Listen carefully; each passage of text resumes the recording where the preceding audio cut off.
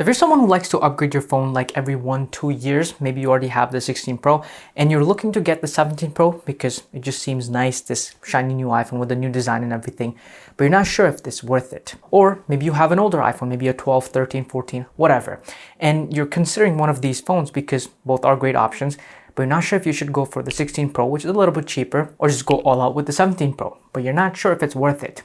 And if that's the case, you're in the right place because I've used both of these phones. I've been using the 17 Pro mainly since launch, and I've obviously also used the 16 Pro a lot. And in this video, I'm going to try to answer this question: which one might actually be the best one for you based on my experience of using these phones? With that being said, let's just start with the most obvious difference between these two phones, which is the design. The 17 Pro has an aluminum unibody, which is better and worse in some ways because the 16 Pro has titanium. So it's worse because it scratches, dents, and scuffs very, very easily. Maybe you've already seen a ton of videos of people showing their iPhone 17 Pro getting scratched and dented very quickly, which wasn't really the case with the 16 Pro because the titanium is a lot stronger and durable. And the scratch issue on the 17 Pro is even more noticeable with some of the darker colors like blue and orange, but I'll get to the colors in a little bit. But the reason why this is actually a good design is because of heat management. So from running a few benchmarks to get these phones to heat up, I noticed that the 16 Pro seems to get warm a lot more and a lot quicker than the 17 Pro. And the heat is more concentrated around the top right corner of the phone on the back, which is where the processor is. However, the 17 Pro does not seem to get warm in one specific area, at least from what I can tell. Instead, the whole phone just seems to get warm, which makes sense because the vapor chamber inside this, it's meant to just remove the heat from the processor and spread it all around. So seems to be doing its job. This phone also seems to sustain the peak performance for a longer time, but we'll talk more about performance in a minute. Now, if you don't like using a screen protector, the 17 Pro has a newer ceramic shield, which is actually more shadow resistant, but also scratch resistant this time. And it's actually a lot better. So if you're someone who tends to keep their phone for a few years, like 3, 4, 5 years, then this is probably going to age a lot better than the 16 would because it's going to scratch less and you're probably also going to get a better resale value. However, if you like to use cases, which is like everyone here, then you might want to know that if you use a case that completely covers the camera plateau, you might notice some very small drop in your signal strength. I noticed a loss of 1 bar, which for me isn't really a problem at all, but maybe you're living in an area that already has bad service. So maybe losing 1 bar might mean you're completely out of service. So just something to consider. However, if you use a case that doesn't completely cover the plateau, then I don't think this is a problem. You'd be fine. The flashlight has moved all the way to the right. This may not seem like a problem, but it might be a problem for you if you're someone who likes to take macro photos with your iPhone and you like to use the flash. Because now that the flash is all the way like on the other side, it's like on a different planet. If you get super, super close to objects and try to use the flash, it's basically useless because it's flashing somewhere else and your camera is like somewhere else. It just doesn't work. But on the 16 Pro, this isn't an issue because the flashlight is still within the camera bump. So it's a lot closer and a lot more useful. In terms of colors, this has been a very controversial topic about this phone, but I'll keep it simple. Just get the silver. Trust me, do not experiment. I learned this the hard way. I got the blue first, regretted it after like a week of using it, ended up switching to the silver. Just get the silver. Keep it simple. But regardless of which color you get, you're gonna get a case, and I recommend you pick up the Movas Snap cases from Moft. They look and feel really nice and do a great job of protecting your phone from all sides, especially the camera plateau edge, which is the most vulnerable part. However, what Moft is really known for are these origami design accessories.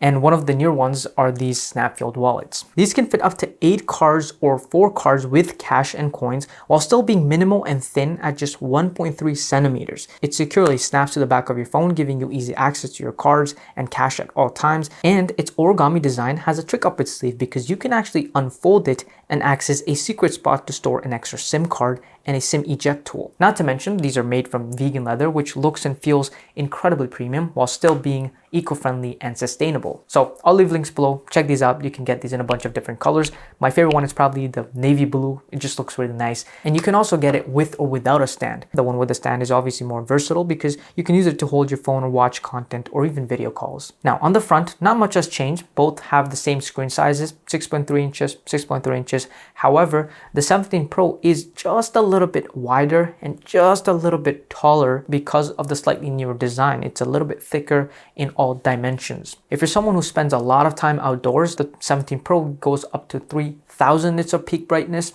while this goes up to 2000 nits of peak brightness. The difference though isn't huge in terms of what you can notice, but this definitely gets brighter. So I like to do this test with these newer iPhones to see how long they can actually maintain the peak brightness, because iPhones have had this problem for a while that if you actually go outside in the sun and try to use them, after a few minutes the screen just dips down to a lower brightness. So the peak brightness number that Apple tells you isn't very useful. So I did this with the 15 Pro, the 16 Pro. Now I'm doing it with the 17 Pro, and the 17 Air.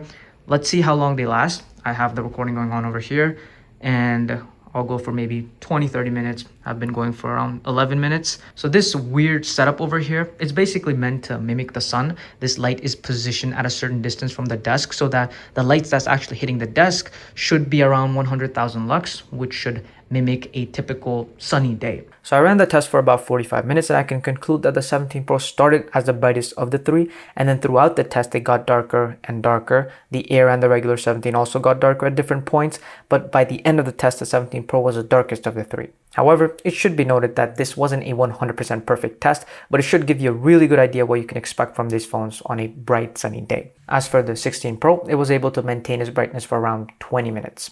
So as long as you're not using these phones for 20-40 minutes straight under the sun every single day, you should be fine with either one of them. When it comes to performance, I feel like a broken record. I keep saying this over and over again that when it comes to basic tasks like calling, texting, browsing, watching videos, or scrolling through social media, you're not gonna feel like these phones are slow. In fact, you could use a 13 Pro, 14 Pro, even that would probably be more than enough for you. The 17 Pro has the A19 Pro chip inside, and the 16 Pro has the A18 Pro chip inside, and both are very, very powerful chips. However, if you're gonna push these phones to their limits, maybe you're gonna play a lot of intensive games, or maybe you're gonna do video editing and stuff like that, then sure, through benchmarks, I can tell that the 17 Pro is a little bit faster, a little bit better in pretty much every way. And as I mentioned, this phone will sustain a higher performance for a longer time because of the heat management. When it comes to the battery, the 17 Pro has a 4,252 milliamp hour battery inside. The 16 Pro has a 3,582 milliamp hour battery inside. And here you are getting a pretty significant upgrade, 700 milliamp hours, or around 19% more. This is the eSIM model, by the way. If you get the one with the SIM card, it will be a little bit less, but still it's a lot more than the 16 Pro. And from my experience, the difference is huge. Like, you can notice it. So for example, on the 16 Pro, if I get like 5 to 6 hours of screen on time, I'll have like 20-30% battery remaining, or if I get 7 hours, it'll be basically dead, around 0%. On the 17 Pro, however, at 5 to 6 hours of screen on time, I'll have like 40, 50, sometimes more battery remaining at the end of the day, which is just crazy. And it is completely possible to get like 7, 8, 9 hours of screen on time on this phone and still have a few percent remaining at the end of the day. It's been years since I've experienced this kind of battery life. I think the 11 Pro or the 13 Pro were some of the last ones that had really good battery life, or these kind of numbers.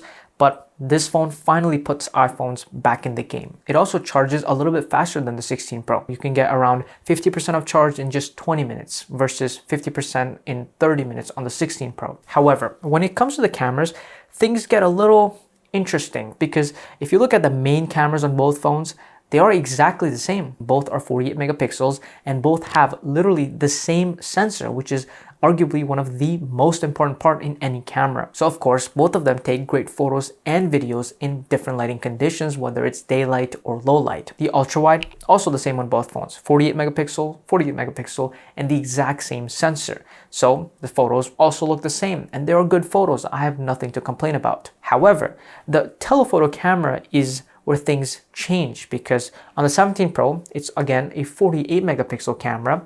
On the 16 Pro, however, it's a 12 megapixel camera, and it has a much smaller sensor. On the 17 Pro, the sensor is 44% bigger, which means it captures 44% more light, And that means you're going to get better photos in low light, zoom photos. But that's not to say that the telephoto camera on the 16 Pro is terrible. It's also pretty good, but just not quite as good as this. Now, one problem I've been noticing on iPhones for a very long time now is that if the lighting condition is even like slightly bad and you're trying to take a zoom photo, the phone will just completely ignore the telephoto camera and just switch to the main camera, just crop in and give you that result. Normally, this results in better photos because the main camera is better for low light, but in terms of detail, it's not a better photo. However, the 17 seems to have improved a little bit on that. It seems to rely less on the main camera. However, it still relies heavily on the main camera for exposure and white balance and stuff like that. And if I try to cover it, the photo actually turns out to be better in many cases. So, Apple, fix this. Stop using the main camera for zoom photos. Just use the telephoto, please. Oh, and the selfie camera on the 17 Pro is way better because it not only lets you take photos and videos in landscape, but the picture quality itself is better because of the bigger, better sensor. It can capture more light, more detail, gives you better results. So, overall, if you look at everything, the 17 Pro is better in every single category compared to the 16 Pro. But that's not a surprise because this is a newer phone, so it better be better than the older one.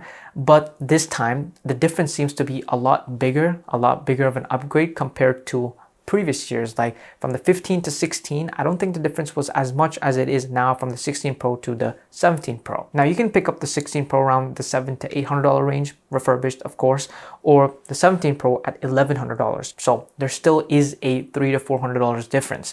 And if you're currently using the 16 Pro, I don't think it's worth upgrading to the 17 Pro, especially if you're okay with the battery life. If it's been fine for you, it's working out for you, then stick to this for now. However, if you are upgrading from an older iPhone, then I think it might actually be worth for you to pay the extra money for the 17 Pro because I think you are getting your money's worth. Of course, if this is within your budget. However, I would also highly recommend you to consider the 17, the base model 17 first, and then this because that might actually be the best deal this year. But that's all for this video. If you enjoyed watching, consider subscribing and I'll see you later.